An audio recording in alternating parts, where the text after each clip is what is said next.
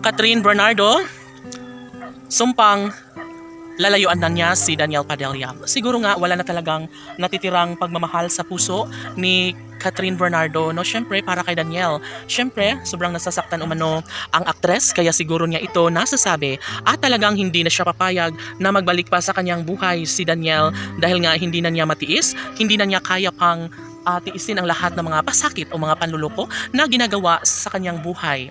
Oo, alam ng lahat kung gaano kamahal ni Catherine Bernardo si Daniel Padilla noon yon, at ngayon ay talagang pipilitin na lamang ni Catherine Bernardo na lilisan na sa kanyang tunay na nararamdaman. Ang pagmamahal na kanyang inaalay noon ni Daniel Padilla ay tila wala nang saysay pa ang lahat, dahil ito ang sinabi ni Catherine Bernardo sa taong bayan na mas gugustuhin niya na ipagkaloob ang pagmamahal sa bago niyang makilala sa lalaking sa kanya'y tunay na magmamahal sa habang buhay.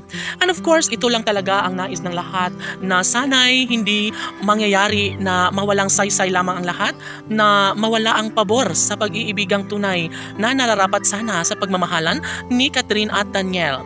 Tanong ng mga netizens, tama nga kaya ang mga nagiging desisyon ni Catherine Bernardo na tuluyan na niyang iwan at takasan ang kanyang tunay na pagmamahal para kay Catherine Bernardo ay kay Daniel Padilla? Syempre, masasaktan ang lahat, at ito pa naman ang kanilang tanging pinangarap noon pa man na sana nga ay magiging makatotohanan at lumigaya ng tuluyan ang mga puso ni Catherine Bernardo at Daniel Padilla. Sa puntong ito ay hindi na naglalaan pa ng panahon si Catherine Bernardo para lamang mapag-usapan ang kanilang nakaraang pagmamahalan ni Daniel Padilla, dahil sa totoo lang ay burado na sa buhay ni Catherine Bernardo ang gwapong aktor, ang pinakaminamahal noon ni Catherine Bernardo na si Daniel Padilla.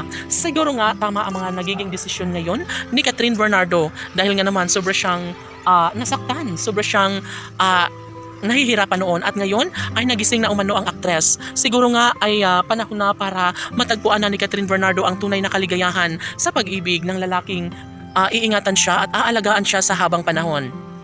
Natural, mas naniniwala ang taong bayan na mayroong isang malaking posibilidad na mahanap rin ni Catherine Bernardo ang kaligayahan para sa kanyang puso, para mas magiging maganda umano ang takbo sa buhay ni Catherine Bernardo kahit wala sa kanyang tabi si Daniel Padilla.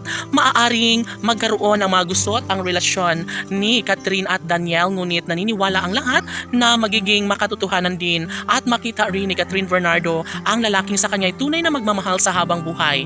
Lalong nag-iingay ngayon ang relasyon ni Catherine at Daniel sa lahat ng social media platform dahil nais nila na maibalik ang matamis na nakaraan sa relasyon ni Catherine at Daniel. Laban!